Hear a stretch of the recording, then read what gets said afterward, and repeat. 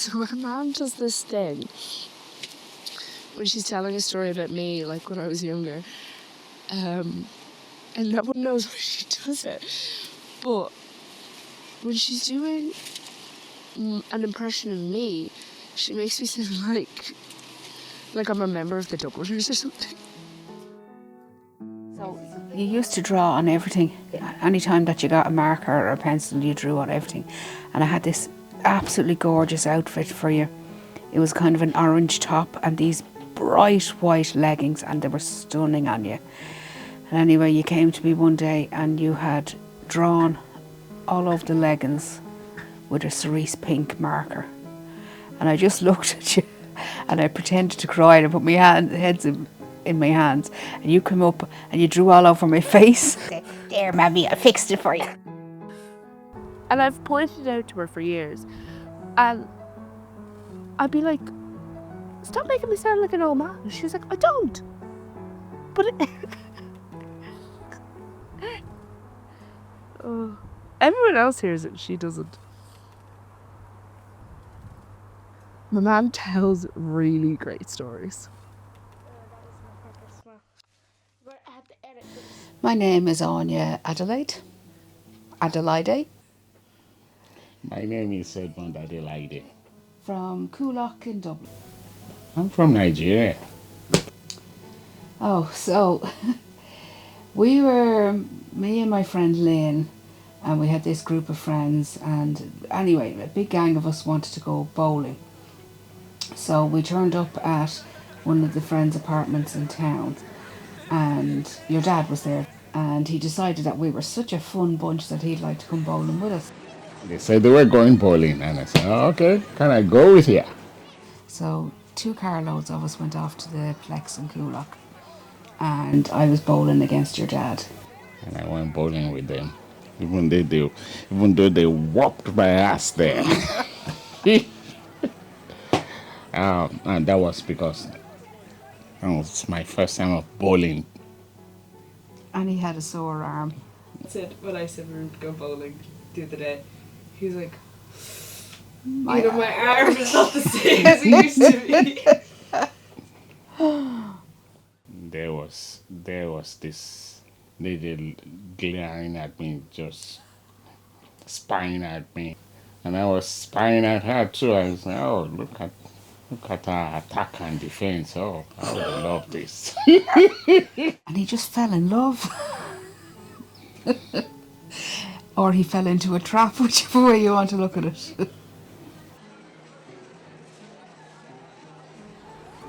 So yeah, that Leisureplex, that's where my mum and dad met. And if you're at there and you go keep going up the road, that's where my granny lives. That's where I used to go trick or treating all the time when I was younger. And it's the Leisureplex is nice. It's nice passing by it and knowing that that's where my parents met. Especially when you're on your way up to your granny's. And then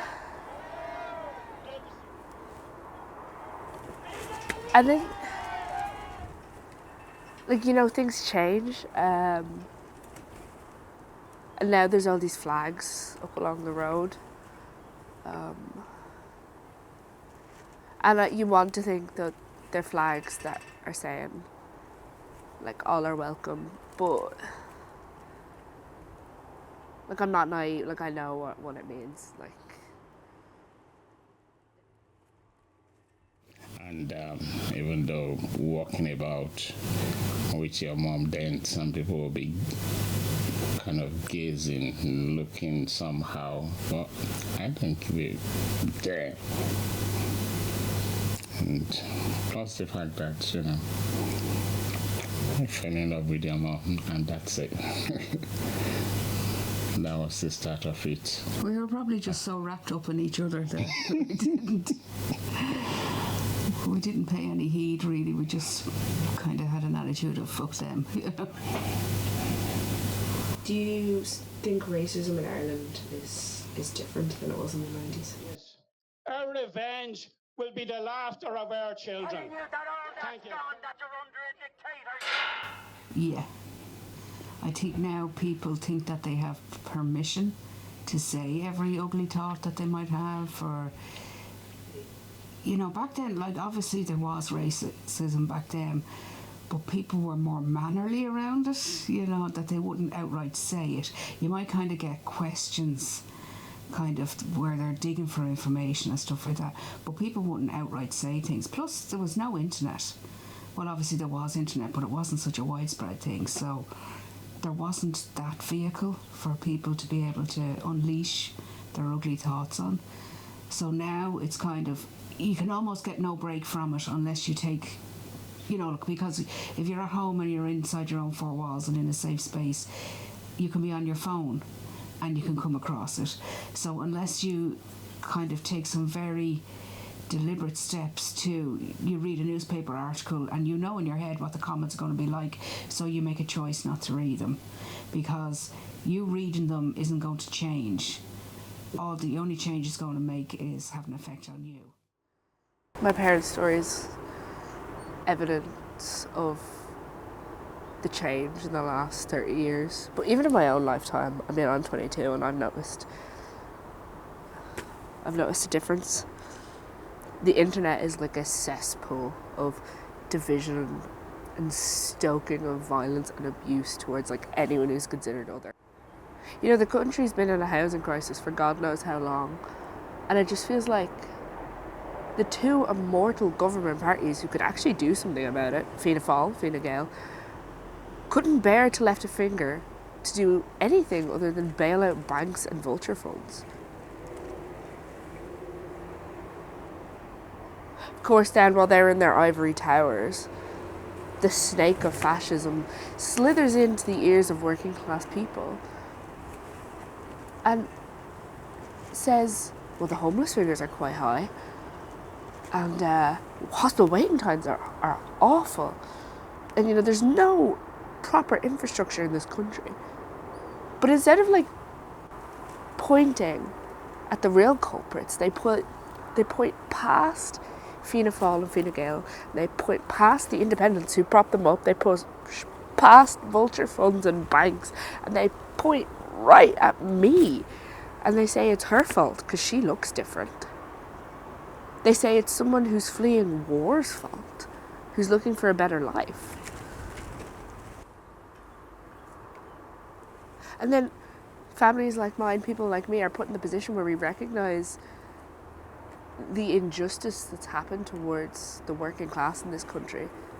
But it's incredibly frustrating to simultaneously be the punching bag, the scapegoat, while having arguably less power than the people who are pointing at you accusatorily.